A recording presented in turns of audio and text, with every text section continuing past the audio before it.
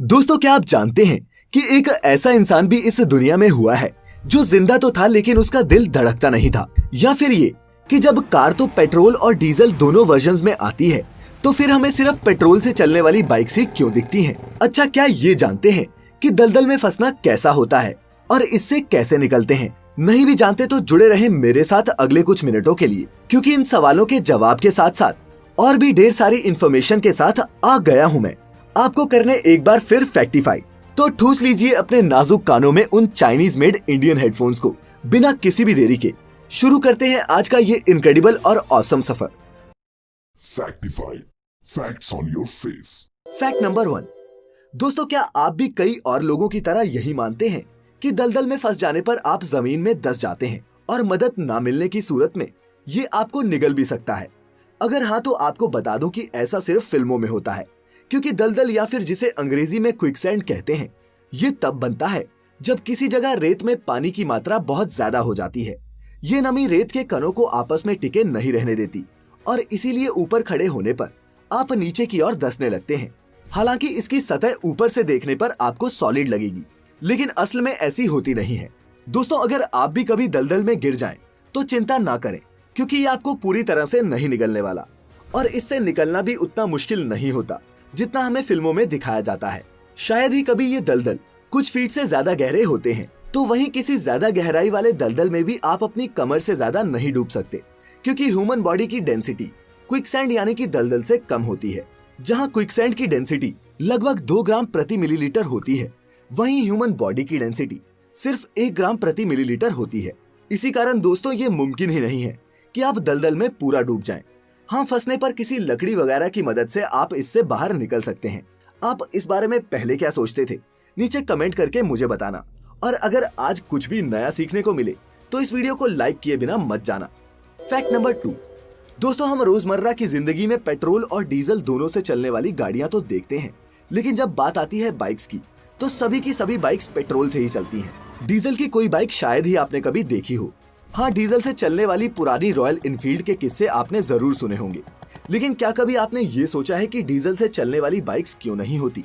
नहीं सोचा तो मैं बताता हूँ। इसके कई कारण हैं, जिसमें सबसे बड़ा कारण है डीजल इंजन में पैदा होने वाला हाई प्रेशर। दरअसल एक डीजल इंजन एक पेट्रोल इंजन के मुकाबले कहीं ज्यादा पावर और प्रेशर जनरेट करता है, जिसकी वजह से ये इंजन साइज में बल्की होते हैं। अगर इन्हें पेट्रोल इंजन की तरह हल्का बनाया जाए तो हाई प्रेशर की सिचुएशन में ये किसी सिलेंडर की तरह फट भी सकते हैं। भारी होने के साथ साथ ये पेट्रोल इंजन से काफी महंगे भी होते हैं, जो किसी भी बाइक की बिक्री के लिए सही नहीं है। इसके अलावा डीजल इंजन की वाइब्रेशन, शोर और पॉल्यूशन भी इसे एक बाइक के लिए सुइटेबल नहीं बनाते और इसीलिए दोस्तों, आपको डीजल इंजन की कोई भी बाइक सड़क पर देखने को नहीं मिलती। हाँ, 90 के दशक में रॉयल एनफील्ड ने भारत में डीजल इंजन वाली टॉरस नाम की एक बाइक जरूर लॉन्च की थी, जिसकी आगे चलकर प्रोडक्शन बंद हो गई। लेकिन आज भी इस बाइक को हमारे देश के गांव देहातों के कुछ हिस्सों में देखा जा सकता है। Fact number 3। दोस्तों, इंसान तब तक नहीं मरता जब तक उसका दिल धड़कता रहे और सांसें चलती रहें। लेकिन अगर मैं कहूँ कि इस दुनिया में एक ऐसा शख्स भी रहा है जो जिंदा तो था लेकिन उसका दिल धड़कता नहीं था, तो शायद आप इस पर यकीन ना करें। लेकिन दोस्तों, ये सच्ची कहानी है अमेरिका के क्रेग लुइस की, जिनके दिल के आसपास कुछ प्रोटीन्स क्लॉग हो गए थे और उनके दिल ने सही से काम करना बंद कर दिया था। डॉक्टरों के मुताबिक क्रेग सिर्फ कुछ घंटों के मेहमान थे जब उनकी बीवी ने एक मुश्किल फैसला लिया। कॉन और फ्रेजियर नाम के 2 डॉक्टर्स ने गाय के 38 बछड़ों पर आर्टिफिशियल हार्ट का सक्सेसफुल ट्रायल किया था और वो अब इसे इंसानों पर ट्राई करने के लिए तैयार थे। उन्होंने क्रेग के लेफ्ट और राइट वेंट्रिकल्स को 2 सेपरेट वेंट्रिकुलर एसिस्ट से रिप्लेस कर दिया। अब ये रोटर ब्लेड्स क्रेग के दिल से ब्लड फ्लो तो मेंटेन कर पा रहे थे, लेकिन क्रेग का दिल धड़क नहीं रहा था। उनकी बीवी ने बताया कि उनकी छाती पर सर लगाने पर कोई भी धड़कन सुनाई नहीं पड़ती थी और न ही ईकेजी मशीन पर कुछ आता था, पर वो जिंदा थे। किसी भी और इंसान की तरह वो कुर्सी पर बैठ सकते, बात कर सकते।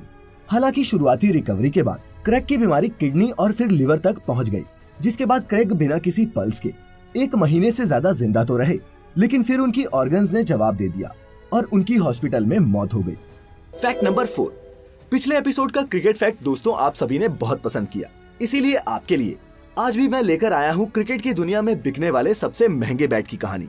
दोस्तों, ये वही बैट था जिससे अप्रैल 2011 के वर्ल्ड कप फाइनल में महेंद्र सिंह धोनी ने वानखेड़े में विनिंग शॉट मारा था। जाहिर है ये कोई आम बैट नहीं था और ये बिका था रिकॉर्ड 1,21,00,000 रुपए में। जुलाई 2011 में लंदन में हुए एक चैरिटी इवेंट के दौरान इसे आरके ग्लोबल नाम की एक इंडियन फर्म ने ऑक्शन में खरीदा था। चैरिटी की चैरिटी हो गई और कलेक्शन की कलेक्शन। खैर, इस बैट का नाम Guinness book of world records में दुनिया के सबसे महंगे बैट के रूप में दर्ज हो गया। फैक्ट नंबर 5 दोस्तों, कैमरा की क्लिक साउंड वैसे तो सेटिस्फाइंग होती है, लेकिन बार बार पिक्चर क्लिक करने पर वो भी हमें परेशान करने लग जाती है। इसीलिए आमतौर पर हम लोग अपने मोबाइल की कैमरा सेटिंग्स में जाके इस शटर साउंड को ऑफ कर देते हैं। लेकिन आपको जानकर हैरानी होगी कि जापान में रहने वाले लोगों के पास ये आजादी नहीं है। जानते हैं क्यों? दरअसल इसकी शुरुआत हुई क्योसेरा VP210 नाम के एक मोबाइल फोन से, जो सन 1999 में जापान में लॉन्च किया गया था। इस फोन में एक डिसेंट क्वालिटी का कैमरा था, जिसने जापान के लोगों को उस समय इस दुनिया के उन पहले लोगों में शुमार कर दिया जिनकी जेब में एक कैमरा मोबाइल आ गया था। लेकिन दोस्तों, जैसी हम इंसानों की फितरत है, किसी भी नई टेक्नोलॉजी के सही इस्तेमाल के साथ साथ उसका मिसयूज भी हम जल्दी ही सीख जाते हैं। जापान में भी यही हुआ। मेट्रो जैसी भीड़भाड़ वाली जगहों पर लड़कियों की छिपके तस्वीरें खींचने लगी और इंटरनेट ने तो इसे और भी भयावह बना दिया। तब जापान की मोबाइल कंपनी डोकोमो ने यह फैसला लिया कि मोबाइल मैन्युफैक्चरर्स को कैमरा से जुड़ी किसी भी एक्टिविटी के साथ एक साउंड जोड़नी ही होगी और उसे साइलेंट करने का ऑप्शन भी नहीं होना चाहिए। इसे जापान की संस्कृति को बचाने की एक मुहिम की तरह देखा गया और सभी मैन्युफैक्चरर्स ने इसका पालन भी किया। और तब से दोस्तों, जापान में बिकने वाले हर मोबाइल फोन में कैमरा साउंड आती ही आती है। एप्पल भी जापान के लिए ऐसे आईफोन्स बनाता है जिनमें कैमरा शटर साउंड म्यूट नहीं कर सकते। तो क्या समझे? फैक्ट नंबर 6 दोस्तों, एवरेस्ट दुनिया का सबसे ऊंचा माउंटेन पीक है और दुनिया भर के माउंटेनियर्स के लिए ये किसी तीर्थ की तरह है। लेकिन अगर मैं आपसे कहूं कि एवरेस्ट सबसे ऊंचा जरूर है, लेकिन सबसे खतरनाक नहीं, क्योंकि नेपाल में ही स्थित अन्नपूर्णा पीक को दुनिया का सबसे डेडली माउंटेन माना जाता है। समुद्र तल से 8,091 मीटर की ऊंचाई के साथ अन्नपूर्णा 1 दुनिया का 10वां सबसे ऊंचा माउंटेन है। लेकिन ये इतना खतरनाक है कि जितने इंसान इसके टॉप पर नहीं पहुंचे, उससे 2 गुने से भी ज्यादा लोगों को हम इंसान अंतरिक्ष में भेज चुके हैं। आज तक सिर्फ 250 के करीब लोग ही इस पहाड़ की चोटी तक पहुंच पाए हैं। ये माउंट एवरेस्ट से 757 मीटर कम ऊंचा है, लेकिन इसकी सीधी चढ़ाई बिना एडवांस्ड रॉक और आइस क्लाइंबिंग टेक्निक्स के करना मुमकिन नहीं है। अन्नपूर्णा अचानक खराब होने वाले अपने मौसम के लिए भी बदनाम है। ऊपर से एवलांच का खतरा भी यहाँ लगातार क्लाइंबर्स पर बना रहता है। कुदरत के इन्हीं चैलेंजेस के चलते इस पहाड़ पर आज तक लगभग 200 लोगों ने अपनी जान गंवाई है। यानी कि इस पर चढ़ने वाले हर 100 लोगों में से 34 ने अपनी जान गंवाई है, जबकि 66 ही जिंदा वापस आ पाए हैं। दोस्तों, अन्नपूर्णा की इस 34% की मोर्टेलिटी रेट के सामने एवरेस्ट की 4% की मोर्टेलिटी रेट कुछ भी नहीं है। इससे ज्यादा खतरनाक और जानलेवा कुछ भी नहीं। फैक्ट नंबर 7 दोस्तों, जहां एक और हमारे देश की एक बड़ी जनसंख्या आज भी अपनी मूलभूत जरूरतों को पूरा करने के लिए जूझ रही है, वहीं दुनिया के कई देश ऐसे हैं जहां की सरकारों ने अपने नागरिकों की जिंदगी और बेहतर बनाने के लिए समय समय पर उनके हित में बड़े कदम उठाए हैं।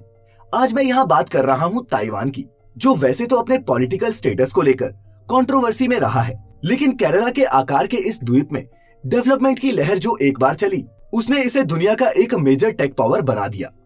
दोस्तों, आपको जानकर हैरानी होगी कि ताइवान दुनिया का वो पहला मुल्क बन गया है जहां नागरिकों और घूमने आने वाले पर्यटकों दोनों को सरकार फ्री पब्लिक वाईफाई की सुविधा दे रही है।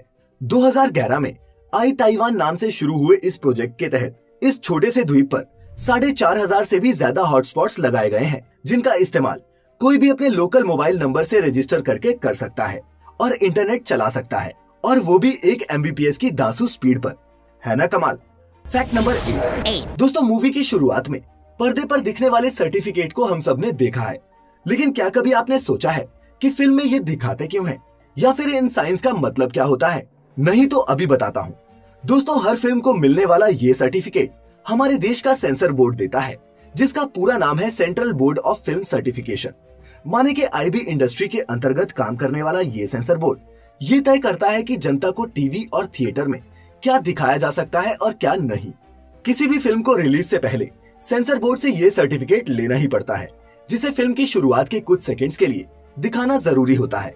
ये सेंसर बोर्ड किसी भी फिल्म को रिलीज से पहले देखकर उसे U, UA और S जैसे अलग अलग तरह के सर्टिफिकेट देता है। जैसे कि अगर किसी फिल्म के सर्टिफिकेट पर आप इंग्लिश का U लेटर देखें तो समझ जाएं कि वो फिल्म हर वर्ग और उम्र के लोगों के लिए बनाई गई है। और वहीं अगर आपको यहाँ U/A नजर आए तो समझ जाएं कि ये फिल्म 12 साल से छोटे बच्चे भी देख सकते हैं, लेकिन सिर्फ माँ बाप की देखरेख में। और अगर इस फिल्म सर्टिफिकेट पर आपको सिर्फ A दिखे तो समझ जाएं कि ये सिर्फ 18 साल से ज्यादा उम्र के लोगों के लिए बनी है और बच्चे इसे ना देखें। वहीं कुछ स्पेशल फिल्म्स के लिए S सर्टिफिकेट भी इशू किया जाता है और ये फिल्म्स एक स्पेशल ग्रुप ऑफ पीपल के लिए बनी होती हैं, जैसे डॉक्टर्स, टेक्नीशियंस वगैरह। कैटेगरी के अलावा फिल्म से जुड़ी और भी कई जानकारियां, जैसे उसका नाम, भाषा, ड्यूरेशन, एप्लीकेंट का नाम, ये सब भी आपको इसी सर्टिफिकेट में देखने को मिल जाता है। अब मुझे यकीन है कि अगली बार किसी फिल्म को देखने से पहले आप उसके सर्टिफिकेट को गौर से जरूर देखेंगे। क्यों? Fact number 9। दोस्तों, लेदर इंडस्ट्री बहुत बड़ी इंडस्ट्री है जो लाखों बेजुबान जानवरों की जान लेती है। लेकिन मेक्सिको के रहने वाले एड्रियान लोपेज और मार्ते काजारेस ने मिलकर एक ऐसा इनिशिएटिव चलाया है जिससे फैशन के नाम पर मरने वाले इन बेचारे जीवों की जान बच सकती है। दरअसल इन्होंने कैक्टस से बनने वाले इस खास लेदर को मार्केट प्रोडक्शन स्केल पर बनाना शुरू किया है। कैक्टस का पौधा कुदरती तौर पर रफ टफ होता है। इसकी यही खासियतें इसके पत्तों से बनने वाले इस फैब्रिक में भी पाई जाती हैं। इस फैब्रिक को डेजर्टो नाम दिया गया है और ये जब पूरी तरह से प्रोसेस कर लिया जाता है तो दिखता भी लेदर जैसा ही है और फील भी वैसी ही देता है। और सबसे जरूरी बात, ये पार्शियली बायोडिग्रेडेबल भी है। तो जब उसी कीमत में आपको मिलेगी लेदर जैसी लुक, फील और ड्यूरेबिलिटी, तो कौन चाहेगा कि उसके फैशन के लिए किसी जीव की जान जाए। और अब दोस्तों, आखिर में पेश करते हैं इस एपिसोड का योर ओन फैक्ट, जो भेजा है हमें मोहम्मद जीशान ने। आपको जानकर हैरानी होगी दोस्तों कि हाल ही में खोजी गई एक नए कीट की प्रजाति का नाम अमेरिकी प्रेसिडेंट डोनाल्ड ट्रंप के नाम पर रख दिया गया। लेकिन अगर आप ये सोच रहे हैं कि ये अमेरिकी सरकार का ही काम होगा तो आप गलत हैं। दरअसल इस कीट का पीला सफेद सर डोनाल्ड ट्रंप के सुनहरे बालों से मेल खाता है। इसीलिए इसकी खोज करने वाले ईरानियन कैनेडियन साइंटिस्ट वेजरिक नाजारी ने इसका बायोलॉजिकल नाम नियोपेल्पा डोनाल्ड ट्रंप ही रख दिया। अमेरिका और ईरान का रिश्ता ही कुछ ऐसा है